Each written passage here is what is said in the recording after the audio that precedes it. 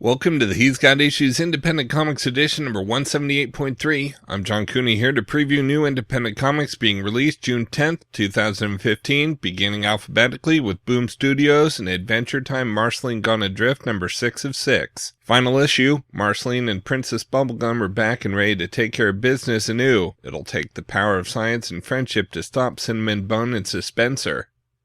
Next, we have Bill and Ted's Most Triumphant Return, number 4 of 6. When Bill and Ted return to present-day 1991 San Dimas, they must come face-to-face with the most non-heinous revelation: their timeline is no more. By rufusing a young Dynamolos, they've inadvertently changed the course of history. The Wild Stallions are no more. There's only Dynamolos. Featuring a short by Curtis Wiebe and Mad Rupert, featuring Little Middle School Bill and Ted First Visit from the Gods of Rock. We've also got Clarence, number 1 of 4. Clarence is a typical 4th grader who's always on the search for fun with everyone, finding adventure everywhere from the classroom to his own imagination. Life might throw a bully or a grumpy adult in his path, but Clarence puts a stop to that with kindness and treating everyone like a friend. Next, we have Hit 1957, number 3 of 4. Slater and Haywood arrive in Las Vegas and meet with an old confidant within Domino's ranks. As they stage an assault to save Bonnie, Sticky tracks down the Hollywood hacker on his own in L.A. We've also got Lantern City, number 2 of 12. Sandler has successfully infiltrated the airborne division of the Guard, the best and most dangerous branch. Posing as a captain, Sandler will have to act like a leader in this unit, despite having no idea what Guard life is like beyond the public eye. His very life depends on it. Next, we have Mouse Guard Legends of Guard, Volume 3, number 4 of 4. Final issue, Becky Cloonan, Fabian Rangel Jr., Aaron Conley, and Big Hero 6 animator Ryan Lang bring us 3 final Mouse Tales just in time for June to pick her favorite and clear someone's tab. We've also got Palmiotti and Brady's The Big Con Job, number 4 of 4. In this final issue, the crew has the money, and now they just need a clean getaway. Life has a way of throwing a monkey wrench into the works, though, and someone is going to have to take the fall. Next, we have Regular Show number 24. The dinosaur aliens have begun their invasion of Earth. Rigby and High Five Ghost track down the video store clerk who told them about the movie and discovered the one thing that can stop all of this: a time machine. And we've got Robocop number 12, final issue. The OCP headquarters is a war zone as Killian's radicals and the police department come to a head. The fate of Old Detroit will be decided as Killian, the Old Man, and Robocop face off. From Dark Horse Comics, we've got Harrow County number 2. As Emmy learns the secrets of her world from the strange and terrifying tattered skin, her father's unusual behavior becomes even more frightening, and the townsfolk begin to assemble with a deadly intent. Next, we have Itty Bitty Comics Grimmiss Island number 4 of 4. The Pajamazons attack the island, and Grimmiss comes once again to save humanity. Plus, Armando sells his action movie starring The Cactus. But what's the volcano goddess have to say about all of this?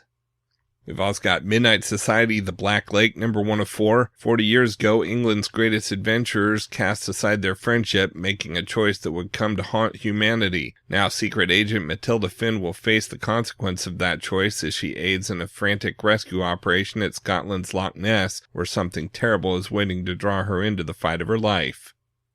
And we've got Rebels number 3. Following the events on Lake Champlain, Seth's long walk home is juxtaposed with a similar trial from his youth, when an unforeseen accident pitted a young Seth against both the harsh elements and his father's harsher expectations. From Dynamite Entertainment, we've got Lady Rawhide, Lady Zorro number 3 of 4. Now in hot pursuit of the slavers, Lady Zorro and Lady Rawhide run into a surprise winter storm just as they find the enemy. With foul weather in the mountains, it may not be bullet or blade that ends their lives, but nature itself. Next, we have Legenderry Vampirella number 5 of 5. Vampirella versus everybody, round 5. She fights the Black Bat, the Council, the Great Big Zeppelin, and her own conflicted feelings. Plus, Black Mass returns, truths are revealed, and election results are questioned. We've also got Looking for Group number 3. It's all out war in the 3rd issue of Looking for Group. Strange creatures, warring factions, and what awaits Richard in the village of Bertu. Probably nothing good, for them. A new friend and a face from Kale's past comes calling as group takes a journey back to travel forward. This is the beginning of the biggest LFG story yet as players are set, the die is cast, and what awaits our heroes, no one will see coming. Next, we have Reanimator number 3 of 4. When Susan Green joined Dr. Herbert West as his new assistant, she craved the forbidden thrills of his unorthodox experiments, the awakening of zombies, stitching together new life forms, refining narcotics from undead brain fluid, and more. But once she uncovered the Reanimator's terrifying secret, she's been overcome with suspicion and doubt. Now she'll finally get the answers she seeks, but will she survive the shocking revelation? Meanwhile, 2 drug cartels prepare for war, with the Mad Doctor's entire operation as the prize. Can even the evil genius of Herbert West counter the sinister intent of those who serve elder gods and voodoo witchcraft? And we have Swords of Sorrow, Vampirella, Jennifer Blood, number 2 of 4, a team-up set up by Swords of Sorrow's Gail Simone, featuring the writer that she handpicked, Nancy A. Collins. Now that the threat of the Pacifica slasher Anaheim Ripper has been handled, Vampirella must figure out how to survive in a world without monsters, including where to find her next meal. Meanwhile, Jennifer Blood turns her attention to Los Muertos, a deadly narco gang with a fondness for turning the faces of those who cross them into sporting goods. However, her plans for the gang's leaders are derailed by yet another Jennifer Blood copycat, one who bears a disturbing resemblance to a certain voluptuous vampire. From IDW Publishing, we've got Angry Birds Comics number 12, Season 1 concludes. Next, we have Drones number 3 of 5. Stinger and Angel Eye's quest for answers gets more complicated with the arrival of the world's most intelligent intelligence agency. We've also got Insufferable number 2. Galahad finally has a lead on the identity of his mother's murderer, his father, Nocturnus. What the hell secrets is this family hiding? Next, we have Long Distance number 1 of 4. From the creator of Love and Capes, Tom Zahler. While stranded in an airport, Carter and Lee meet and hit it off immediately. Problem is, he lives in Columbus and she lives in Chicago. Can they manage to have a relationship separated by 300 miles, a time zone, and the entire state of Indiana? We've also got Miami Vice Remix number 4 of 5. Detectives Crockett and Tubbs have come back from the brink of death, but the Miami drug lords may not be so lucky. Though they have the Miami PD outgunned, such things matter not to Lieutenant Martin Castillo, a master of the Eastern arts. The streets of Miami are about to be painted in blood by an artist in the ways of war. Next, we have My Little Pony Friendship is Magic number 31, Ponyville Days Part 2. The town struggles to mend a major divide while hordes of tourists descend on Ponyville and threaten to overwhelm the populace. We've also got Popeye Classics number 35, Ahoy Ya Swabs, another great issue of Popeye by the genius cartoonist Bud Sagendorf. This one sports not 1, not 2, but 3 comics with Popeye and Sweepy. Surreal masterpieces, rousing tales, and guffaws galore. Next, we have Teenage Mutant Ninja Turtles Color Classics Volume 3, Number 6. The TMNT Color Classics line continues. In City at War Part 4, friends and enemies blur when the TMNT find themselves caught between warring factions of the Foot Clan. Originally printed as Mirage TMNT Number 53, Volume 1. We've also got Transformers Windblade Combiner Wars number 3, Final Battle. The last of the combiners face off, but who is in control of the ultimate combiner and who will emerge with the key to dominating the galaxy? Next, we have Uncle Scrooge number 3, the Duckburg 100. How fast can Donald and the Beagle Boys turn $100 into $1 million? And why is Scrooge desperate to stop them? And we've got Zombies vs. Robots number 6, Inherit the Earth Part 6. On the Amazon's island, forces converge in a battle between damaged robots, rotting zombies, invaders from the moon, and humans caught in the middle. Then, in the finale of The Orphan, everything blows up. From Image Comics, we've got Birthright number 8. A new warrior from Terranos has landed on Earth looking for the father of her child. Next, we have Black Science number 15. The radical science that led to the Pillar's creation came from the fevered passions of one man, Grant McKay, didn't it? Dive into the dark history of Grant's colleague and secret lover, Rebecca, as the clock ticks down to the Pillar's final jump. We've also got Chrononauts number 4 of 4, miniseries conclusion. Captured by enemies and robbed of their ability to time travel, Danny and Quinn have created the biggest mess the space-time continuum has ever seen. Now it's up to them to defeat the bad guys, fix past wrongs, and escape the wrath of their bosses. The finale to this sci-fi buddy adventure features more breathtaking Sean Murphy artwork with more soldiers, more dinosaurs, and a conclusion to leave you clamoring for a sequel. Next we have Copperhead number 8. You wanted more Boo? You got more Boo. We've also got Descender number 4. Image's red-hot new series continues as Tim-21 struggles to trust his new companions. The Scrappers move in, and factions from across the galaxy tighten their grip.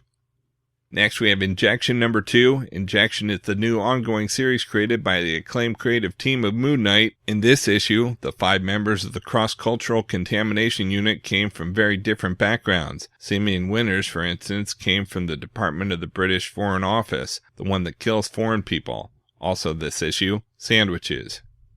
We've also got Little Depressed Boy supposed to be there too, number 5. Move with your lover. LBD and Spike return to work after their suspension.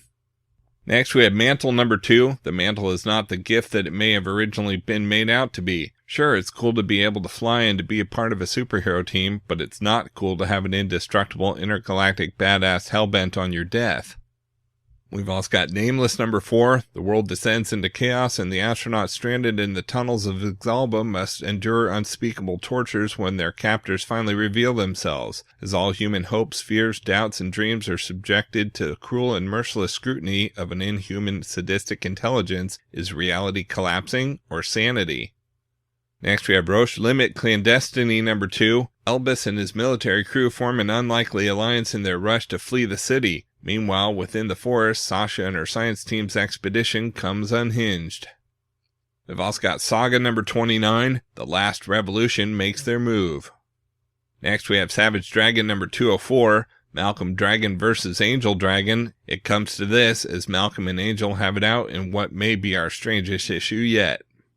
We've also got Savior number 3. The mystery of Todd McFarlane's newest character continues in issue 3 of Savior. Image Comics' newest and hottest comic from Todd McFarlane includes 22 pages of beautifully painted art by Clayton Crane.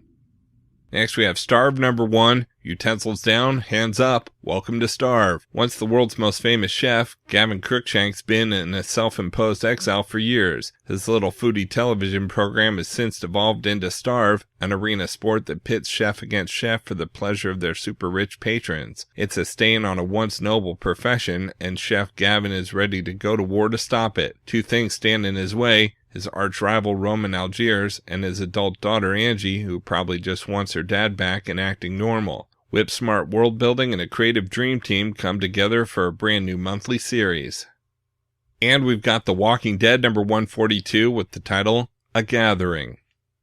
From Valiant Entertainment, we've got Unity number 19, all new arc, all new villain, Exo Manowar returns, and the warmonger rises. Unity has faced every evil that's come at them and lived, but can they survive humankind's darkest menace? When a mysterious new threat rears its head, the Eternal Warrior remembers encountering it in World War II and barely making it out alive. Now he must marshal Exo Manowar, Livewire, and Ninjak if Unity has any hope of defeating the warmonger.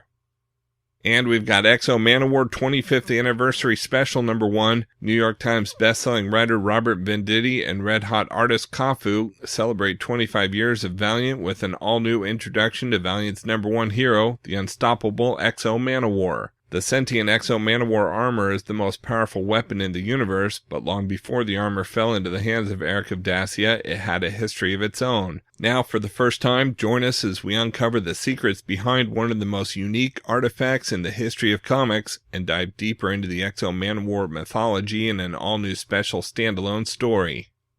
Okay, so that's a look at some of the top independent publishers this week, but there's still plenty of other books out as well, so be sure to check out my YouTube channel at he'sgotissues.com to see both the Marvel and DC videos for this week, as well as my usual roundup of all my favorites for the week, with a little more depth and insight than you get here. And if you like these videos, be sure to let me know by leaving a comment and subscribing. You can also follow He's Got Issues on Facebook, Twitter, Pinterest, Tumblr, and Instagram to see everything I'm reading as I read it. So until next week, I'm John Cooney, and I've got issues.